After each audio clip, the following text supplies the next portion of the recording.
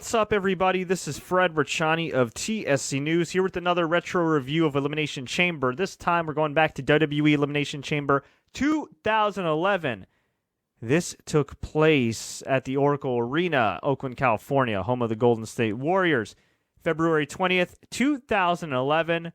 This was the final Elimination Chamber match of Adam Edge Copeland's career. And this would be the second to last pay-per-view match of Edge's career. Who knew?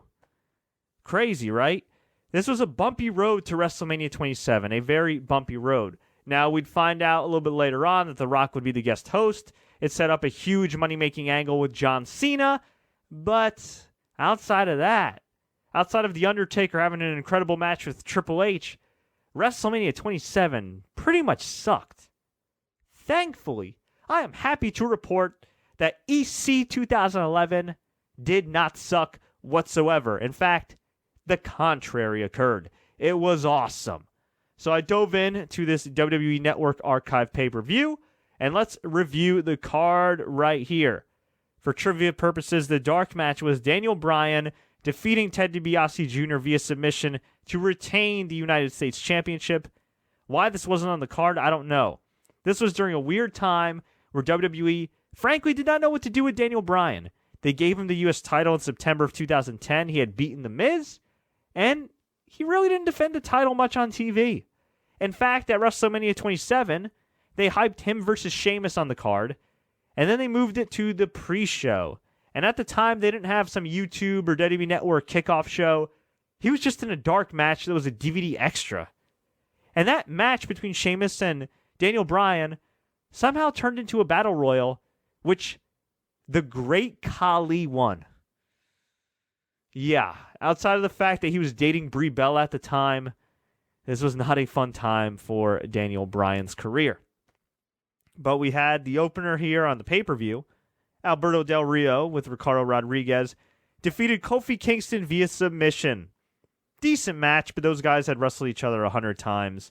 And this was en route to Alberto Del Rio challenging Edge for the world title at WrestleMania in the opener, which would have been Edge's last match, although I think technically Edge had one final match, like a dark match or something, on a SmackDown taping. It was like a mixed tag or something. But as far as real matches that count, Edge versus Del Rio was Edge's last match, and Edge won.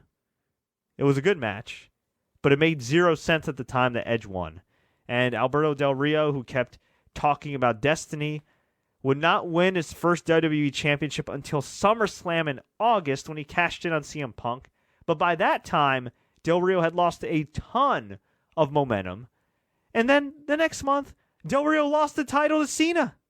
And then he won it again. And then he lost it to CM Punk and never held the WWE title again. Although they did try pushing him a few years later as world champion.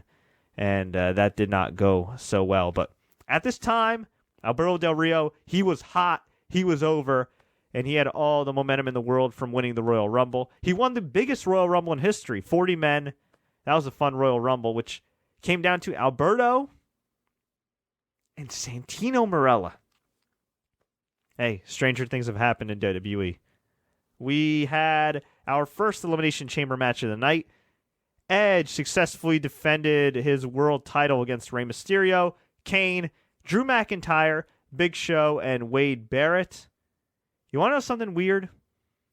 The previous week, on Friday Night SmackDown, Edge technically lost the world title. Vicky Guerrero, the SmackDown general manager, who is Edge's ex-wife in the storyline. It's a long story. She stripped Edge of the world title because a week or two before, he had successfully defended the world title against Dolph Ziggler, but the referee was down, and the guy that made the 3 count was Clay Matthews of the Green Bay Packers, who were at the time the reigning Super Bowl champions. Weird?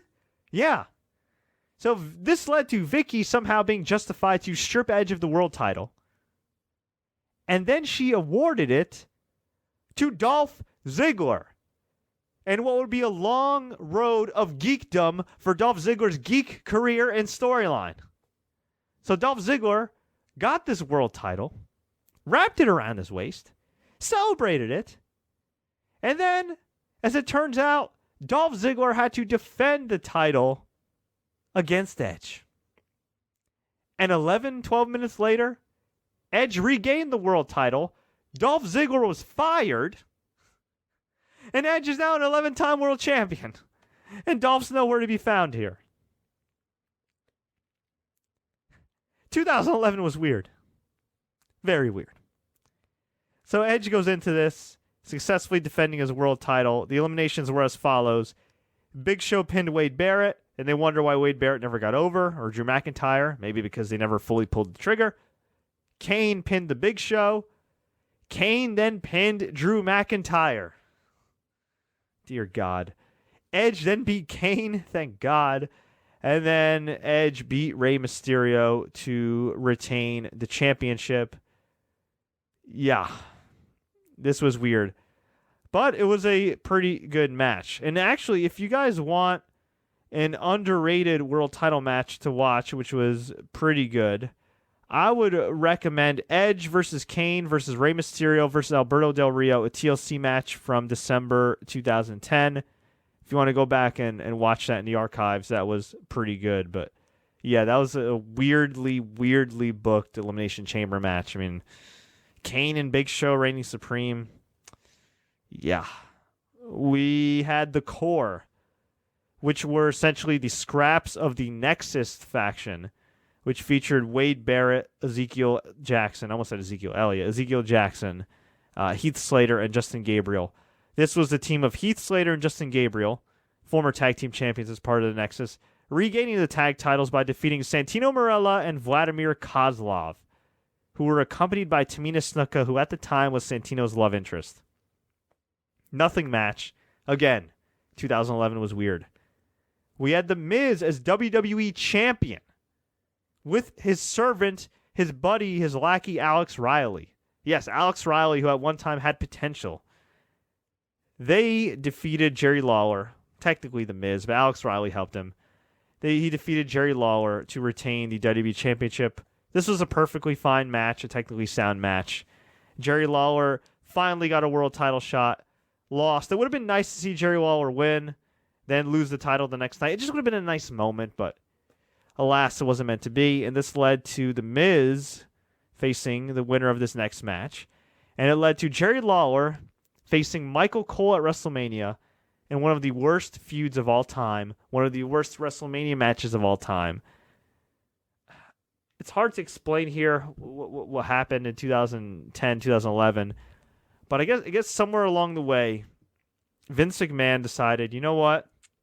I want to turn my main play-by-play guy, Michael Cole, who's pretty hated by fans, heel.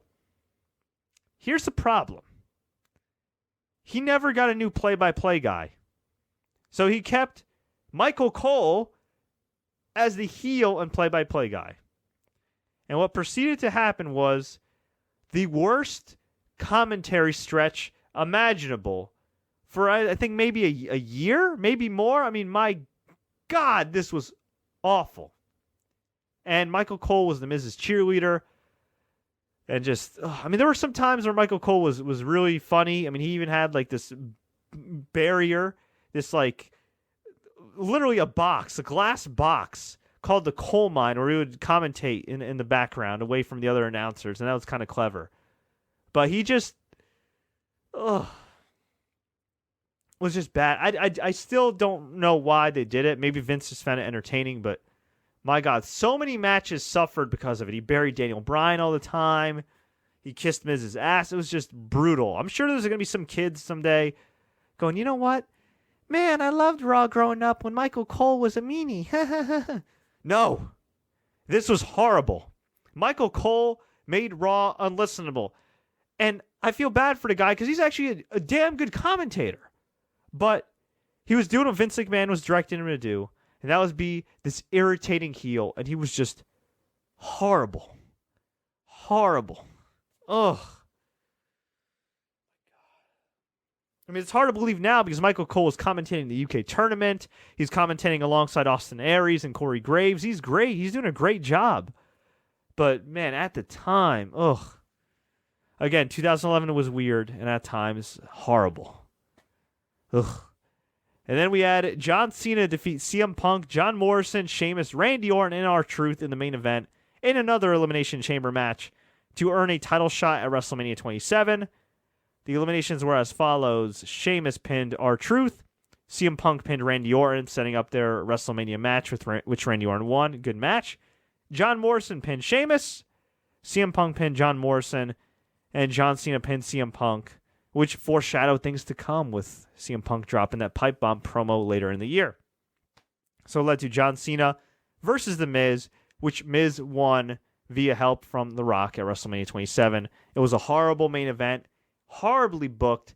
I also happen to think that it wasn't great because Miz suffered a concussion earlier in the match, but even if Miz didn't suffer that concussion, it was still just a poorly laid out match, a very poorly laid out WrestleMania. If you have the desire to go back and watch WrestleMania 27, please first watch Elimination Chamber 2011 because that was a much better event.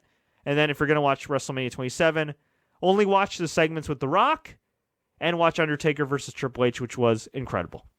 So, folks, 2011 Elimination Chamber, not as strong as 2010, but still entertaining nonetheless. But I want to hear from you. What did you think about EC11? Were you there live? Did you order it at the time? Are you looking forward to going back in the archives and watching it? Let me know. Leave a comment below. Tweet us, Facebook us. Do what you got to do. If you enjoyed this video, please like, share, take care. Don't forget to subscribe. And as always, enjoy the matches.